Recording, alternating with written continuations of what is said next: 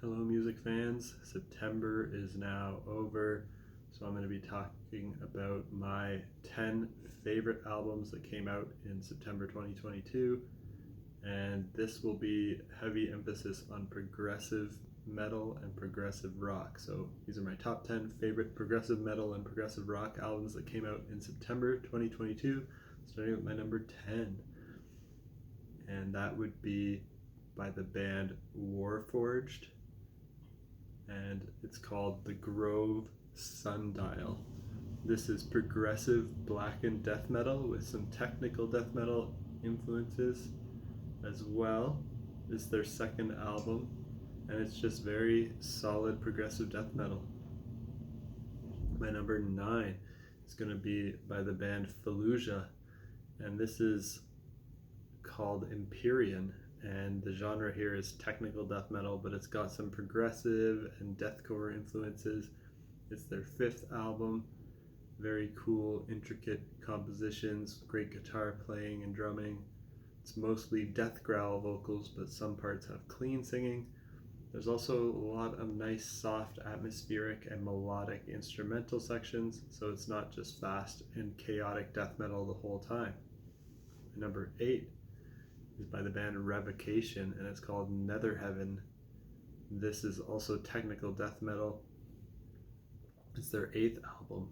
Really great guitar playing. It's very similar to the one that I just talked about by Fallujah that came out the same day. This one's just, they're very close, but I think this one's just a little tiny bit better, so I put it above it. But it was hard to pick between those two, which to put where. My number 7 is by the band Destrage, and it's called So Much Too Much. And this is progressive metal. It's their 6th album. It's kind of quirky and all over the place genre-wise. Very hard to describe, but it's very fun and weird. One song features Devin Townsend on it, so that always catches my attention because I love Devin Townsend. And I like this album a lot. I don't think it'll quite crack my top 40 of the year. I feel like the album title kind of hints at what the album feels like. There's so much and too much of everything. It's very engaging and impressive. Some parts are djent, some parts acoustic, some parts electronic, some parts brutal, some parts are poppy and catchy.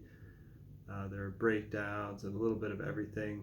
They have a cover of the Stone Temple Pilots song Vaseline on here too, so it's quite the variety, quite the mixed bag, pretty fun but very strange.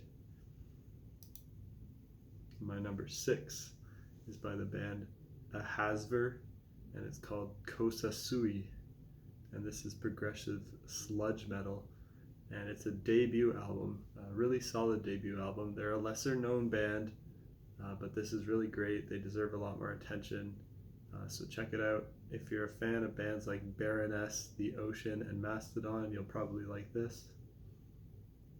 My number 5 is one that I just heard today, and it's by the band The Loom of Time, and it's called Grand False Chaos. This is extreme progressive metal. It's their 2nd album, but it's the first that I've heard. But now I want to check out some of their other work. It's a lot of extreme, brutal, screaming and growling vocals, but also has some moments with melodic singing vocals, lots of intense guitar playing and drumming, lots of influences from many subgenres of metal like death, thrash, black, progressive, and symphonic metal. My number 4. Now we're going into more of a progressive rock direction rather than metal, and it's by the band Banco del Mutuo Corso. I don't even know if I'm pronouncing that right. They're an Italian band. The album's called Orlando Le Forme dell'Amore, and this is progressive rock. It's their 15th album. They've been around for 50 years, but this is the first album of theirs that I heard. I started going back a little bit and listening to some of their other albums, but I haven't finished their catalog yet. So I'm not that knowledgeable about the Italian prog rock scene yet. The only other Italian prog rock band I remember listening to is PFM, Premiata Forneria Marconi. I think this album is a bit better than the PFN stuff I heard, which was also pretty good. It's like King Crimson, Gentle Giant, and Yes, but if they drew influences from more traditional Italian music rather than British music. My number, what am I at? 3? I think I'm at 3. Is by the band Virtual Symmetry, and it's their self-titled album, also called Virtual Symmetry. This is progressive metal. It's their 3rd album. Great guitar work here, melodic vocals and hooks. The guitar work reminds me of Dream Theater, so it's kind of that style of progressive metal.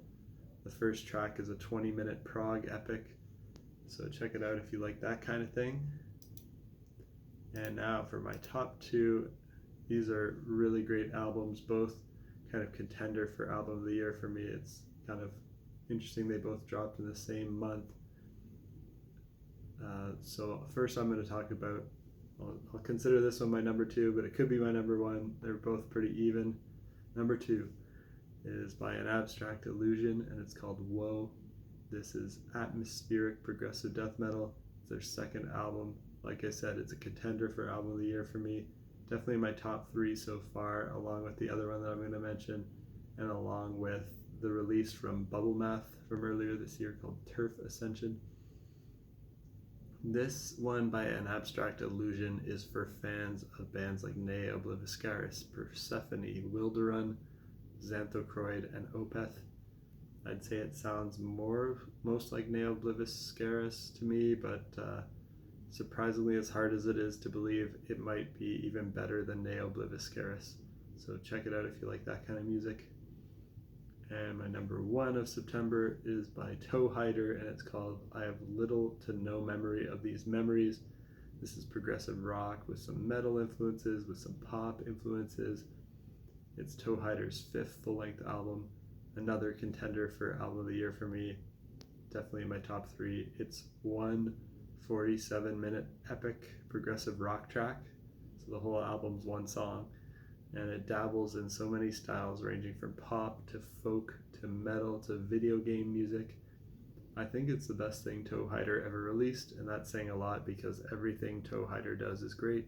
The vocals by Michael Mills are fantastic. He can hit really high notes. He does some cool vocal harmonies reminiscent of Queen. In fact, the whole song has a bit of a rock opera vibe, and I also like that it doesn't take itself too seriously. It's fun and it's silly, a silly kind of prog epic. Michael Mills also plays the guitars on the track, and he's not only a great singer, he can play a mean guitar. Now, if you're a fan of progressive metal and rock music, I hope that you enjoyed this list and you found something new that you want to check out.